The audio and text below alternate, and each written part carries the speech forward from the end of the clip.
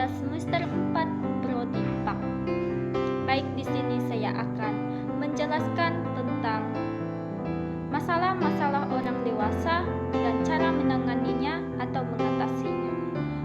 Masa awal dewasa adalah peralihan dari masa remaja pada masa remaja awal dewasa.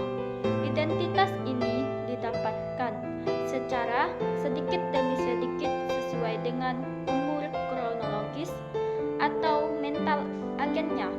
Masa dewasa biasa juga masa dalam peralihan dari ketergantungan ke masa mandiri, baik segi ekonomi ataupun kebebasan untuk menentukan dirinya sendiri dan pandangannya tentang masa depan secara realitas.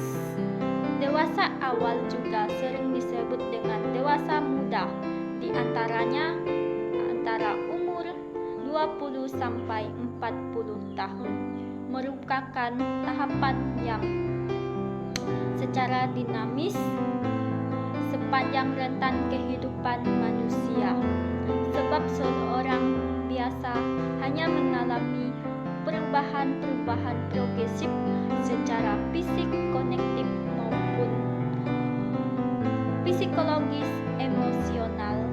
Ini menuju integrasi secara fisik, kognitif maupun psikologis, emosional semakin matang dan bijaksana.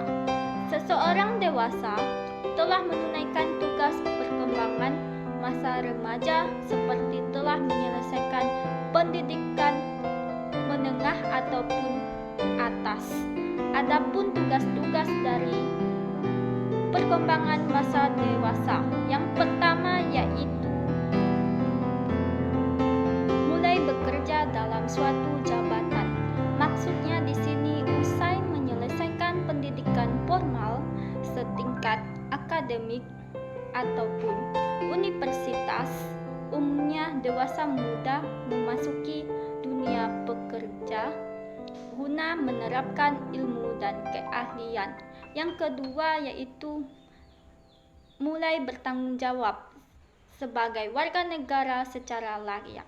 Maksudnya di sini yaitu dambaan bagi setiap orang yang ingin menjadi hidup tenang, damai, dan berbahagia di tengah-tengah masyarakat. Warga negara yang baik adalah warga yang taat dan patuh pada tata aturan perundang-undangan yang berlaku. Yang ketiga adalah memperoleh kelompok sosial yang seirama dengan nilai-nilai pahamnya. Maksud di sini adalah masa dewasa awal juga ditandai dengan membentuk kelompok-kelompok sesuai dengan nilai yang dianutnya.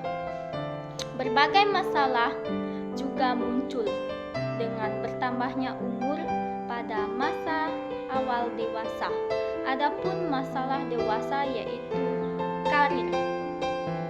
Memilih karir menjadi proses hidup yang melibatkan tidak hanya seberapa banyak waktu dan uang sudah dijalani, tetapi juga seberapa banyak juga kita mengeksplorasi diri, memilih karir yang sesuai dengan keinginan atau tujuan yang diharapkan oleh sebagian besar karyawan sesuai dengan pengalaman dan pencapaian mereka di tempat kerja.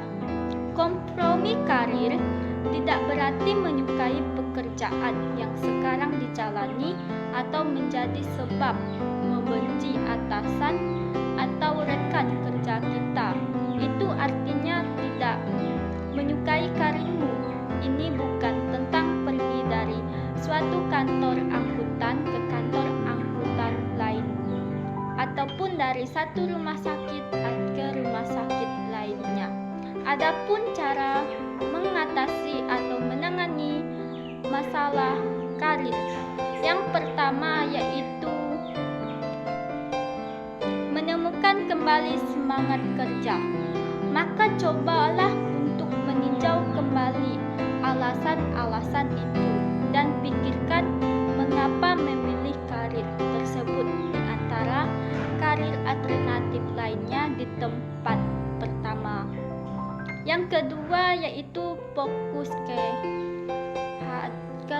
terhadap hal yang disukai. Karir memiliki banyak aspek pada mereka. Beberapa antara mungkin yang disukai dan beberapa yang tidak mungkin disukai, dan di antaranya dapat diterima.